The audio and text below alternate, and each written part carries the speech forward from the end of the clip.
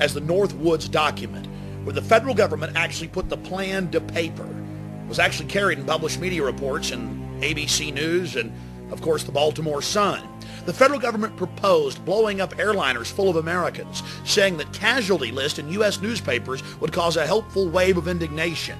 The mad general, the architect of this plan, was General L.L. Lemonster, Chairman, Joint Chiefs of Staff. He got approval for his Faustian plan all the way up to the Secretary of Defense. President Kennedy was not amused. In the plan, they elaborated on how they could bomb Washington, D.C. and blame it on Cuba.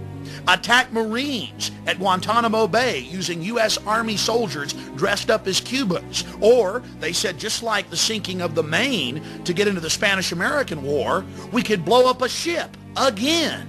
Here they are admitting the problem-reaction-solution system and how effective it is to motivate the American people to get them behind a war, a nuclear war with Cuba and the Soviet Union.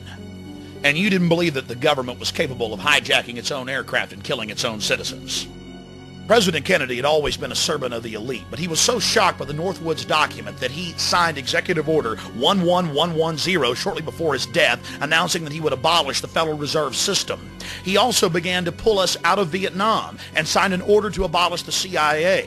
It was at that point that he was assassinated. You see, he had decided to be a leader of the people, to defend their interest, and the New World Order couldn't allow that to happen.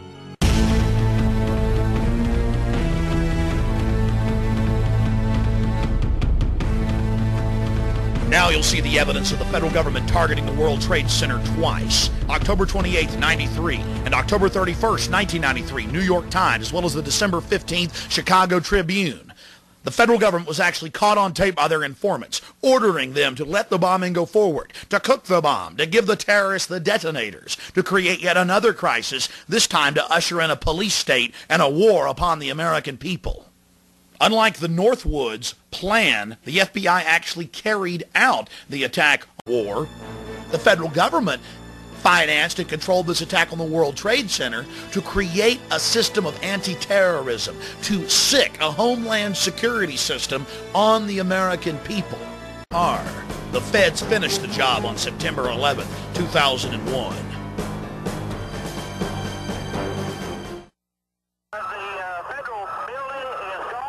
Crisis to get his gun control agenda through, as well as his plans for a socialized America. Taking a page out of the strongmen's handbook, Bill Clinton knew that a crisis of this magnitude, endless images of mangled children, would pull on the heartstrings of the American people, and they would beg for the Anti-Terrorism Effective Death Penalty Act that he had failed to pass just a year before. The bill absolutely eviscerated massive sections of the Constitution and the Bill of Rights. We've been investigating this tragedy for over 6 years. The amount of evidence is staggering. Let's just hit some of the key points. Now let's get into it. General Benton K. Parton is the former head of Air Force Weapons Development and had over 30-plus years running the Air Force Weapons Development Program. He has multiple engineering degrees.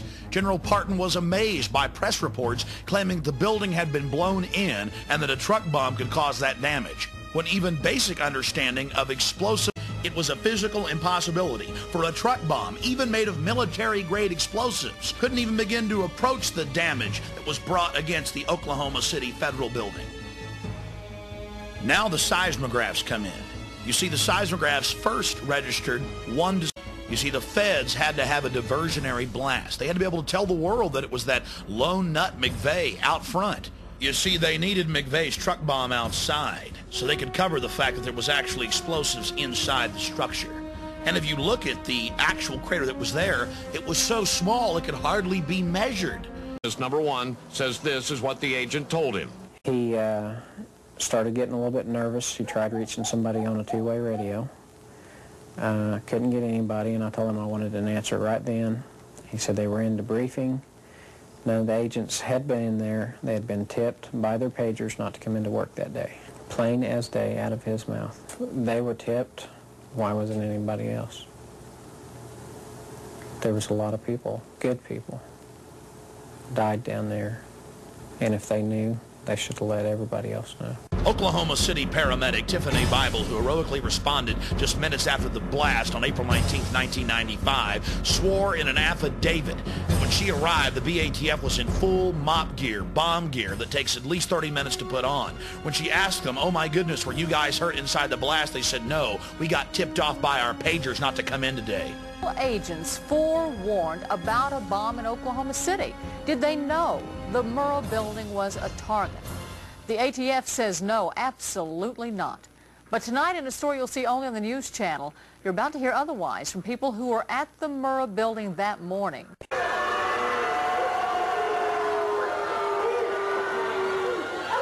Timothy McVeigh was not the last person to leave the Ryder truck. In fact, another man sat inside the cab of the truck after McVeigh got out. Of Danny Coulson, the director of the FBI's terrorist task force and founding commander of the Bureau's hostage rescue team, was dated April 19, 1995, with a check-in time of 0:20. That's military time for 12:20 a.m. Almost 9 hours before the blast, the bombing to save people and conduct an investigation.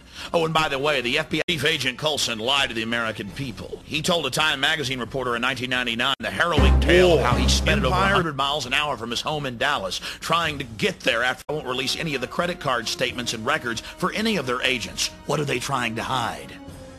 The system wasn't working. Going through the system didn't work. I did everything that they advised me to do. It didn't do any good.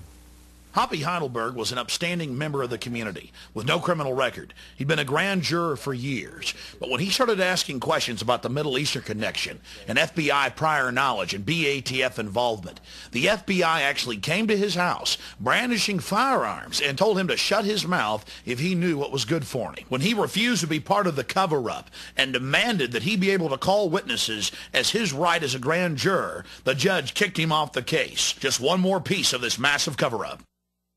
The news channel has learned of another strange development. Apparently, before the bombing, Governor Frank Keating's brother, Mark, had been working on a novel about a terrorist bombing in Oklahoma City. Stranger still, one of the characters in the novel was named Thomas McVeigh. Governor Frank Keating's brother, Martin Keating, wrote The Final Jihad. In the book, Tom McVeigh masterminds the bombing of the Oklahoma City building. He dedicated the book to the Knights of the Secret Circle, a known Illuminati group. And he wrote the book 2 years before the bombing.